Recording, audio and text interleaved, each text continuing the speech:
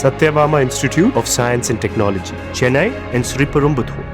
இன்னைக்கு தடுக்கட்டும். அடுத்த ஆர்ப்பாட்டம் அது 22ஆம் தேதி நடக்கலாம், எப்ப வேணாலும் நடக்கலாம். அது முதலமைச்சருடைய வீடாக இருக்கலாம், யாரு வீடாக இருக்கலாம். எதை வேண்டுமானாலும் முற்றுகை செய்வோம். ஆனா தேதி சொல்ல மாட்டேன்.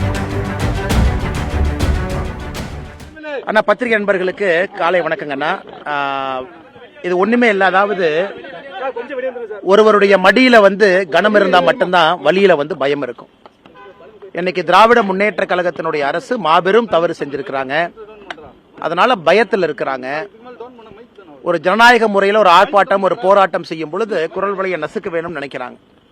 ஸோ காவல்துறைக்கு இதுதான் வேலையா. கிட்டத்தட்ட தமிழ்நாடு முழுவதுமே ஒரு 6000-7000 பேர்த்து டிப்ளாய் பண்ணி ஒரு இடத்துலையும் செய்யறாங்க. அதனால இன்னைக்கு தடுக்கட்டும். அடுத்த ஆர்ப்பாட்டம் தேதி சொல்லாம நடக்கும். அது 22ஆம் தேதி நடக்கலாம், எப்ப வேணாலும் நடக்கலாம்.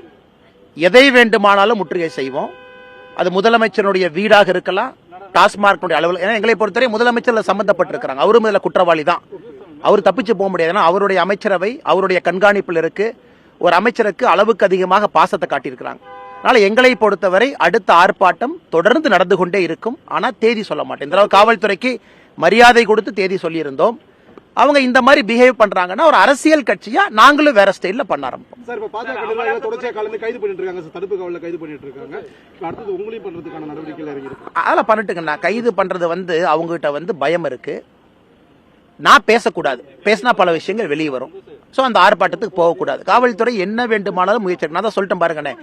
அடுத்த ஆர்ப்பாட்டம் தேதி சொல்லாம நடத்தும். அது 22ஆம் தேதியாவும் இருக்கலாம், வேற தேதியாவும் இருக்கலாம், யாரு வீடாவும் இருக்கலாம். எங்களை பொறுத்தவரை இந்த டாஸ்மாக் ஊழல்ல யார் குற்றவாளிகள் என்று நாங்கள் கருதுகின்றோமோ, முதலமைச்சர் உட்பட எல்லோரையும் ஜனநாயக முறையில முற்றுகை செய்வதற்கு எங்களுக்கு உரிமை இருக்கு. அதனால நாங்க நிச்சயமா செய்வோம். டாஸ்மாக் ஊழல்ல ஈடி சொன்னது 1000 கோடி முறைகேடுன்னு சொன்னாங்க. அது மட்டும் தான் இருக்கு நினைக்கிறீங்களா? அதை விட அதிகமான ஊழல் நடந்திருக்கும் நினைக்கிறீங்க சார்? அண்ணே, 1000 கோடி ரூபாய்க்கு மேலங்கண்ணா. ஈடியினுடைய ஆரம்பகால இசிஆர் அடிப்படையில் அவங்க ரைடு நடத்தி சொல்லியிருக்கிறாங்கன்னா, இன்னும் நீங்க பொறுத்திருந்து பாருங்க. இது தமிழ்நாட்டினுடைய அரசியலை ஒழுக்குவது மட்டுமல்ல, தமிழ்நாட்டில் நல்ல அரசியலை கொண்டு வருவதற்கு பாரதிய ஜனதா கட்சி முன்னெடுத்திருக்கக்கூடிய இந்த ஆர்ப்பாட்டம் நிச்சயமாக தமிழ்நாட்டில் நல்ல ஒரு அரசியலை கொண்டு வருவதற்கு ஒரு அச்சாணியாக அமையும் என்பதிலே முழு நம்பிக்கை எனக்கு. Satyabama Institute of Science and Technology, Chennai and Sriperumbudur.